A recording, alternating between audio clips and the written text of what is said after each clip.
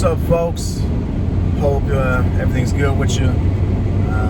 Just coming out of this meeting, working with a group of people to plan some racial equity work for leaders in San Francisco, and I have on my mind this dilemma of how do we plan racial equity work, or racial equity consciousness work, race work, whatever you want to call it, both for folks of color and for white folks. Because truthfully, we know that white folks and folks of color, brown folks, need different things. We are at different stages and phases of our racial consciousness, our awareness, and our skill set to do something about racism and structural racism. Therefore, we need different things. Now, here's the thing, though. Many times when we get down and start planning, we plan with white folks in our mind. Sometimes even when it's a majority of folks of color, sometimes when it's just folks of color, because we have been socialized into this system and cultural white supremacy culture, many times governed by and controlled by white fragility. It just means that we end up not really going as deep as we need to go. Nowhere, I mean, let's keep it real, nowhere fucking as deep as we need to go. And a lot of times we end up dancing around points, staying on the surface, beating around the bush, and not really getting to any action and solutions. That being said, if we are in a mixed group, a lot of times we need to plan for it separately. We need to think that, remember that our white folks need a certain level of scaffolding. That doesn't need to be done all in a big group. That can be done separately in a white affinity space, in a pre-space, in a post-space, right? Separate definitely from the whole group, and definitely not on the backs of or to the exploitation or continual harm of folks of color. We definitely don't want that.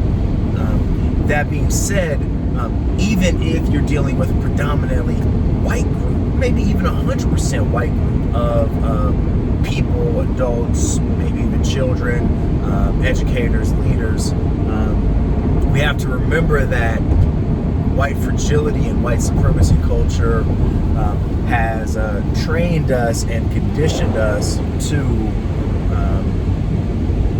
do this work in a certain kind of way. Primarily, it serves to make us uncomfortable and discourage us from talking about race, having difficult conversations, controversial conversations, naming the problem, taking responsibility, acknowledging structural and personal effects of racism. So primarily, it prevents us from even starting. Then if we're even doing any of it or trying to do any of it, we end up doing a very soft version, surface level, equity light, right? And folks of color know about this very, very, very well, because at some point we were in a space where people said they were about doing some work and said they were planning to do some work, and we didn't. So I would challenge you for a few things, right? If you were planning racial equity work, get a sense of where your folks are at. But that doesn't necessarily mean that we need to always move at the pace of the slowest person in the room, right? Or move at the pace of the person who's most resistant. A lot of times we worry about that one loudmouth person, or that one person with the social clout is going to bang their fists and raise their voice and walk out the room, puff their chests out, sigh, start crying, start attacking folks, and just shut the whole shit down. And therefore, we don't even get started, right? Or we soften it hella much so that they don't feel so bad, and we're moving at their pace, right? Their pace is the pace of the status quo of structural racism. Let's be clear, right? It is serving folks with privilege. Many times, the folks who are most resistant are the ones who are poised to lose most if we were to ever eliminate racism from the structures of our society and our systems and our schools. So we want to make sure that we are not moving at their pace, but we're moving at the pace of some others, right? If you want to be crazy and you want to be innovative and trailblazing, shit, move at the pace of your fastest people. Move at the pace of the people who are most conscious. That doesn't necessarily mean that everybody's going to be aware enough or have the skill set to be able to do it. Therefore, you're going to need some scaffolding for folks in the middle, definitely for folks who are resistant. But like I said, that may come in a pre-setting. That may come over time, long term. That may mean that white folks are signed up for an affinity space that they can sign up for that goes the course of the whole year, that runs parallel to this work that you're doing with everybody, your whole staff, your whole department, your whole office. Now, getting to this piece of folks of color, right now, a lot of times I think about, as a person of color, how do I plan professional development in space that is actually for us, right? I mean, goddamn, if I am planning professional development as a person of color, but I'm planning it with white people at the center, what the fuck? I gotta be doing better than that, but I've been conditioned to do that, right? And I know that white folks occupy so much space, right? So much space of power brokering within our organizations and our school systems and our school districts, right? And period, just a vast majority, right? 80-85% of all the classroom teachers, right? Educators are white, nationally at least, right? So a lot of times I'm conditioned to plan in that kind of way. So if I'm thinking about putting people of color at the center, I think a lot about how do we heal ourselves from the pains and the anguish and the byproducts and the residuals of racism, of white supremacy culture, of discrimination. How do I create a healing space for folks of color? But now let's be real, right? As I've started doing this work and done my own personal reflection and involved folks of color in some of the space that I've set up for learning, it's also important for us to do some unlearning too, right? For sure, there's some stuff that we need to realize how we've been harmed and heal from that. But then there's also, we have to acknowledge that we've been socialized within this system, and if we've gotten any power through the process, we have, signed up and, followed orders and started carrying out the same mission of the oppressor, to a certain extent at least, right? So folks of color need to reflect as well. Now, moving past that, if I put people of color at the center, and let's say I'm designing for people of color who have thought a lot about their racial consciousness and their agency and their empowerment and being able to do something about it, then a lot of times we want to jump straight to, well, what the fuck are we going to do about it?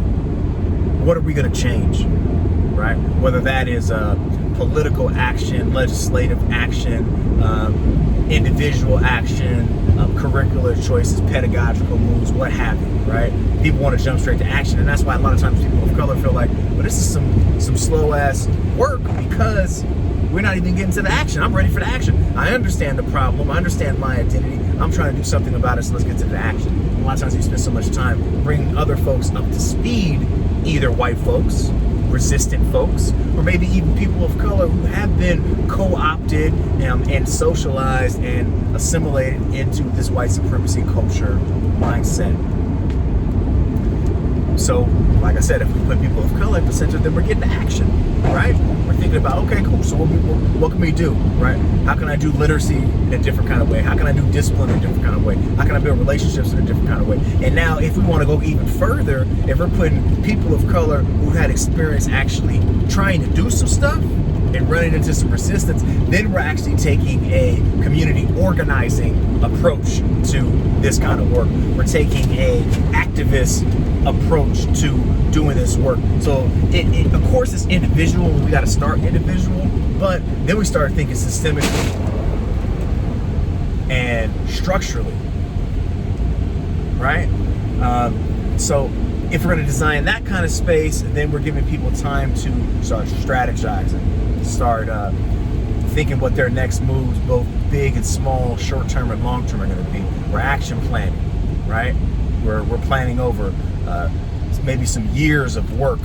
We're even thinking about what resistance are we going to run into, because we know there's going to be resistance, right? We know people, once we start saying certain things, people are going to label us as the outspoken, angry person, the self-righteous person, and they're going to attack us, or they're going to say certain things, and they're going to shut the work down. So we got to be prepared for that. And if you're someone who's ever tried to do some activist work, you know that happens, and you know that you got to already be multiple steps ahead, because you know that the other side, they may have not been trained well to sabotage work and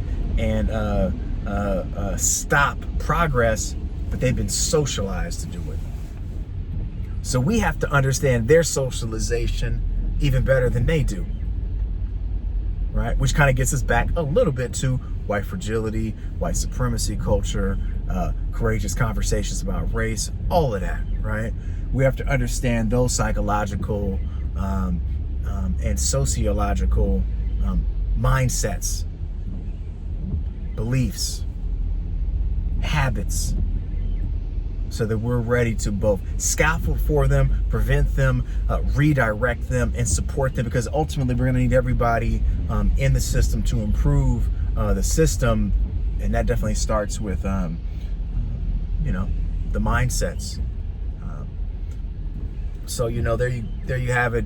Just a couple of thoughts about how you plan and think about professional development with many people in mind, right? Both with respect to racial identity, thinking about folks of color and white folks, but also thinking about people at different levels of their general consciousness and different levels of, being with it, interested and down to trying to do some new things, and maybe or on the other end of the spectrum, resistant. So I wish you good luck. As always, the work is very difficult, especially this work of changing beliefs and changing practices. It is much easier done when we are reflecting and sharing with others and, connecting. And much easier when we realize that this is a long game.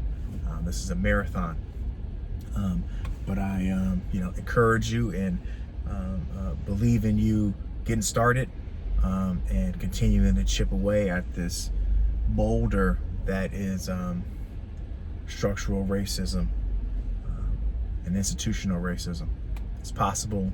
It takes all of us working together to keep pushing and fighting for the kids. Peace.